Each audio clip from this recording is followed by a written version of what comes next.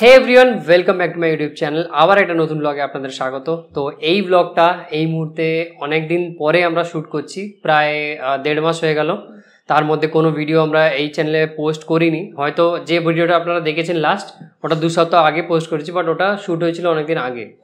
তো তারপরে ইভেনচুয়ালি নিতু আপনাদেরকে বলেছিল যে ওর ডেলিভারি ডেট এগিয়ে এসছে, তো তার জন্য আমরা আর কিছু ভিডিও শ্যুট করিনি। আর এই ব্লগটা এই মুহূর্তে আমরা শ্যুট করছি অত্যন্ত আনন্দের সহিত আপনাদেরকে জানানোর জন্য যে আমাদের বেবি সাকসেসফুলি ডেলিভার খুব সুস্থভাবে ভালোভাবে মা আর বেবি দুজনেই বাড়ি চলে এসছে। প্রায় 1.5 মাস হয়ে গেল। তো এখন বেবিও একদম হেলদি আছে, মাও হেলদি আছে। তো কি হয়েছে ছেলে না মেয়ে সেটা আমি একটু সাসপেন্স আপনাদেরকে রাখলাম। এই মুহূর্তে আমি বেবির ফেসও রিভিল করবো না, নেক্সট ভিডিওতে বা তার পরের ভিডিওতে আমি করে দেবো।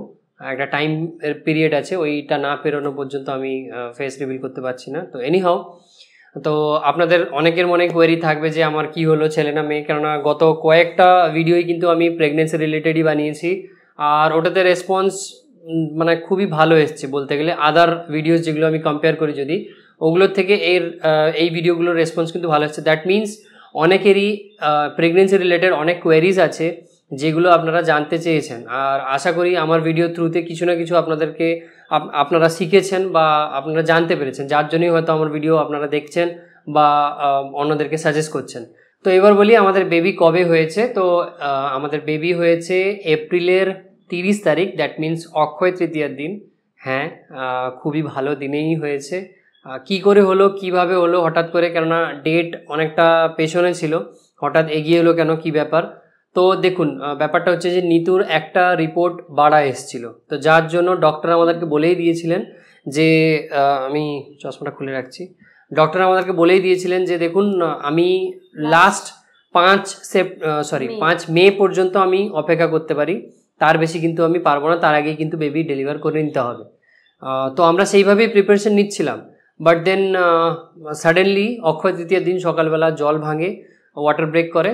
তো সঙ্গে সঙ্গে সকালবেলায় একদম ভোরবেলা 6টার সময় তো ওয়াটার ব্রেক করার পরে আমি সাডেনলি সবার মানে গাড়ি টাড়ি অ্যারেঞ্জ করে সবাইকে জানিয়ে টানিয়ে, ডক্টরও সেদিনকে ফরচুনেটলি অ্যাভেলেবেল ছিলেন, তো ওকে নিয়ে যাই।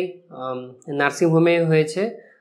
আমাদের প্ল্যান ছিল যে হসপিটালেই করাবো, কেননা এখানে হসপিটাল খুব বড়, তো ওখানেই করাবো ডিসাইড করেছিলাম। বাট যেহেতু প্ল্যান্ড সার্জারি ছিল, সি সেকশনই করতে হয়েছে, যেহেতু প্ল্যান্ড সার্জারি ছিল, তো ওই জন্য স্যার বললেন যে উনি হসপিটালে করবেন না। আর হ্যাঁ, আমি এটাও আপনাদেরকে জানিয়ে রাখি যে আমার বেবি কিন্তু প্রিমেচিওর ডেলিভারি হয়েছে।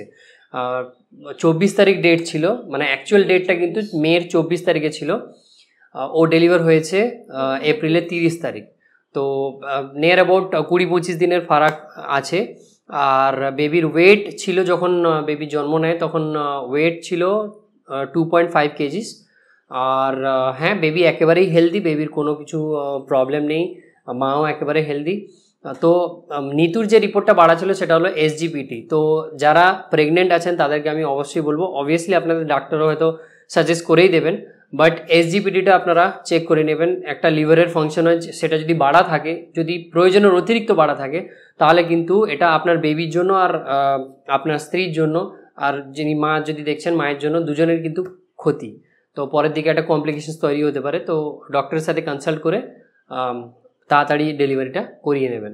আর এখানে একটা কথা বলে রাখি, বেবি হওয়ার 48 ঘন্টার মধ্যে কিন্তু আমরা একটা সিমটম বেবির মধ্যে দেখতে পাই যে বেবির বিলিরুবিনটা বাড়া এসছে। দ্যাট মিনস রিপোর্ট যেটা এসেছিলো 15 পয়েন্ট সামথিং এসেছিলো, 15ই এসেছিলো, মানে যেটা জন্ডিস বলা হয়। তো 48 ঘন্টার ভেতরেই কিন্তু ওটা ডিটেক্ট হয়ে যায়।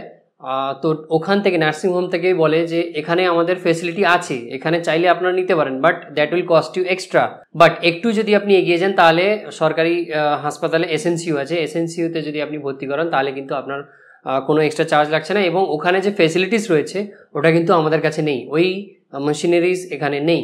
তো স্টেট কার্ড যখন নার্সিংহোম থেকে আমাদেরকে এইভাবে বলে দিল, তো আমরা চান্স না নিয়ে তখনই কিন্তু সঙ্গে সঙ্গে এসএনসিইউতে গিয়ে কথা বলে আমি বেবিকে নিয়ে গিয়ে ভর্তি করাই। প্রায় 2.5 দিন ভর্তি ছিল বেবি। তারপরে ওর যে বিলিরুবিনটা আসছে ওটা একটুখানি নর্মালাইজ হওয়ার পরে তারপরে কিন্তু বেবিকে ছাড়ে, তারপরে আমরা বেবিকে বাড়ি নিয়ে আসি, বাড়ি নিয়ে আসার পরে হ্যাঁ একদমই পুরোপুরি সুস্থ।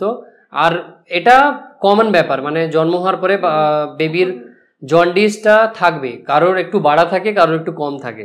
তো বিশেষ করে কাদের বাড়া থাকে সেটা আমি বলে দিই, যাদের মায়েদের ব্লাড গ্রুপ ও পজিটিভ হয়, ওর ও পজিটিভ ছিল, তো চান্সেস আর হাই দ্যাট আপনাদের বেবির বিলিরুবিনটা বাড়া আসবে যদি ওর মায়ের ব্লাড গ্রুপ ও পজিটিভ থেকে থাকে। তো বেবিকে বাড়ি নিয়ে আসি প্রথমবার, আপনাদেরকে কিছু ফুটেজ আমি চালিয়ে দিচ্ছি, এখানে দেখে নিন।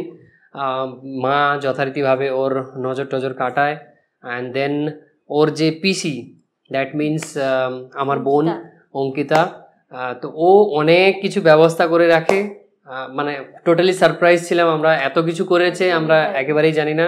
আমাদের জন্য তো খুবই মানে সারপ্রাইজিং ছিল ব্যাপারটা, খুবই ভালো লেগেছে।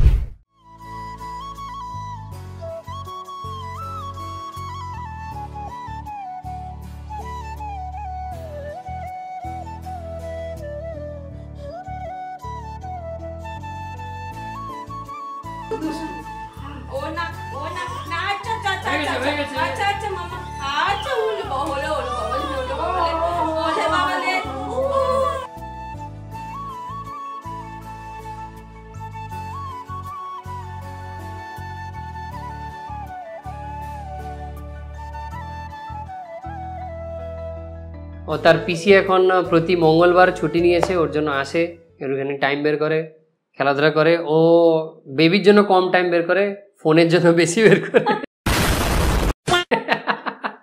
এটাও কি বলে জরুরি ছিল? আচ্ছা, ফোনি হারা মনি।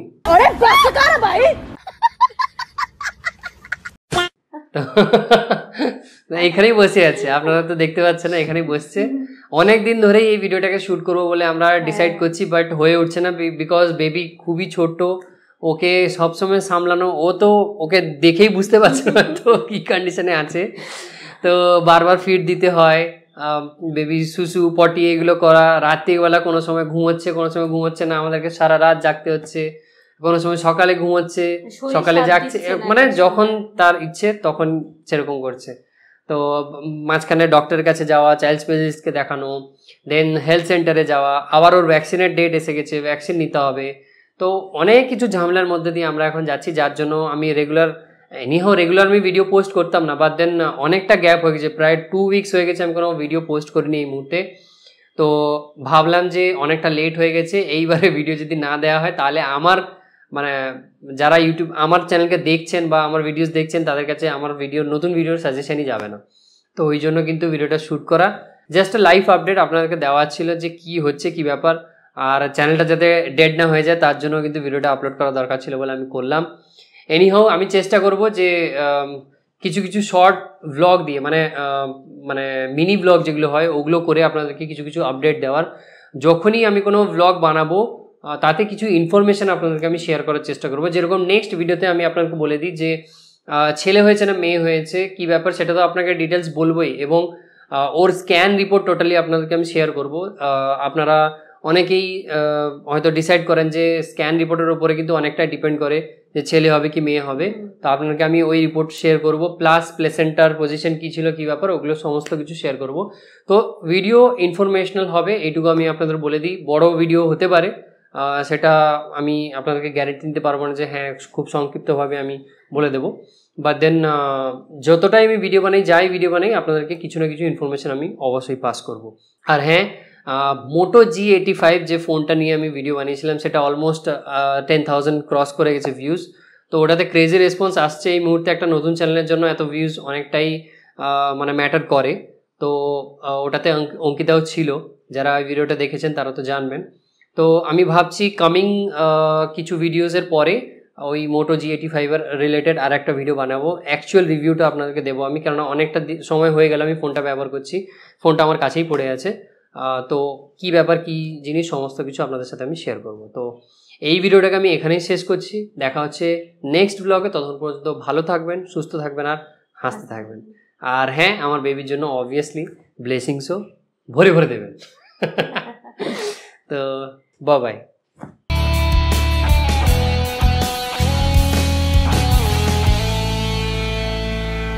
Hey everyone, welcome back to my তুমি নমস্কার করবে শোনো